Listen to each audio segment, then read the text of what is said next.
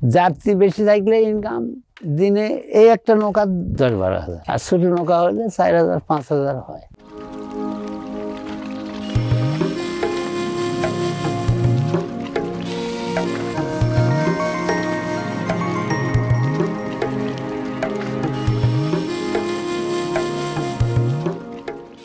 আমার জীবনযাপন এইভাবে চলে যে পানি যখন আসে তখন এই নৌকা দিয়ে ভাড়া খাটি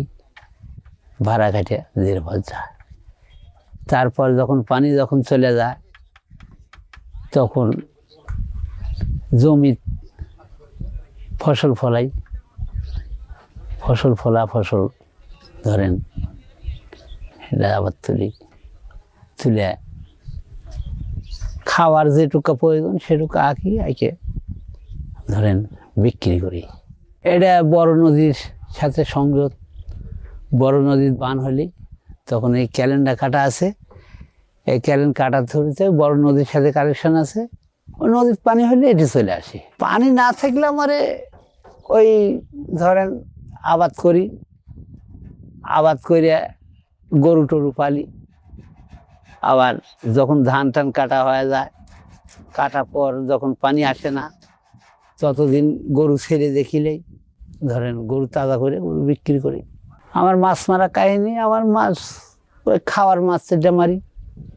যখন বেশি মাছ পড়ে, গুঁসির মাছ, বোয়ালে মাছ যেদিন পরে সেদিন জাল পাইছে খাওয়ার মাছটা মারিয়ে ফ্রিজ লোড করে ছেড়ে দিই। ফ্রিজ যখন লোড হয়ে যায় তখন আবার ওটা বাদ দিই, দিয়ে ভাড়া খাটি। পানি আসার পর আমরা নৌকা রং করছি। এই নৌকাটা 4.5 লাখ টাকা খরচ। এই নৌকাটা আবার রং করবে লেগে ধরো 10,000 টাকা লাগলো। আবার সোরাট মাসাল বানানো, সই বানানো, এত 3.5 লাখ টাকা খরচ হলো। ফসল থেকে টাকা নিয়ে নৌকা বানাচ্ছি। তোমরা যায় ধরো ছোটো নৌকা কিনেছি আমি 32,000 টাকা কিনেছি। কিনে এখন লোক করছে ভাই একদিন কাজ করা লাগবে। এখন একদিন কাজ করে তো হয়নি, মিস্ত্রি নিয়ে 7 দিন চালাছি। নিয়ে তোলা উপরা ফেলা দিন দিয়ে লা ঠিক করনু করে নিয়ে ওই ভাড়া খাটনু। লাজ হয়েছিল 1,20,000 টাকা ভাড়া হয়েছিল। কিন্তু ছোটো লা দেখে আমার ভাড়া একটু কম হয়েছে।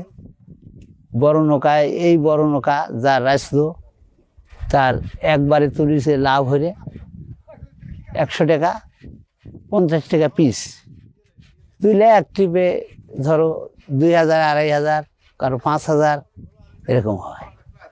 তো ওরা ভাড়া কাটে দিনে 10,000, 12,000, আর আমি ভাড়া কাটি ধরো খুব উঠতে গেলে 4,000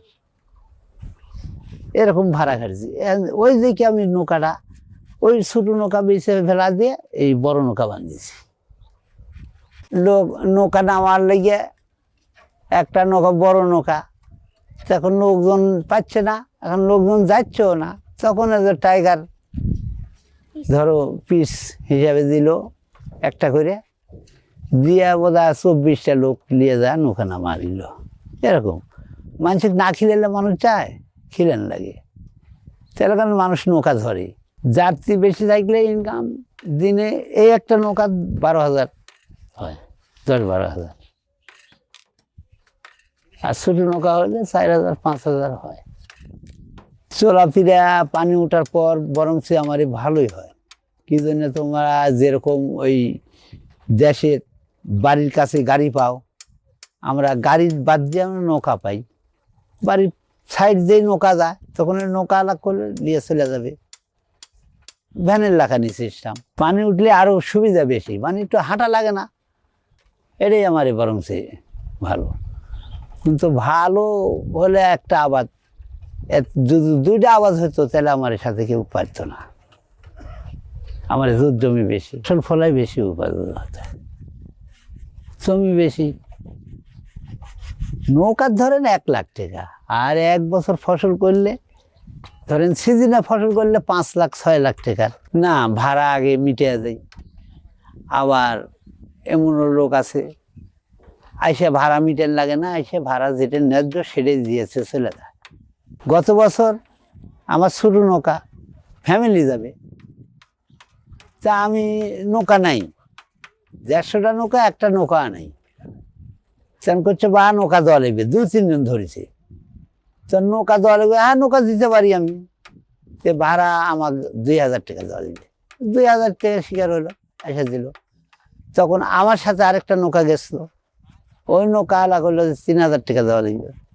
ও 3000 টাকা দেওয়া শিকার হলো, তখন বলছে আমি ঠিকই করি। এই ধরো এমনও সময় আছে ভাড়া ডবল হয়ে যায়।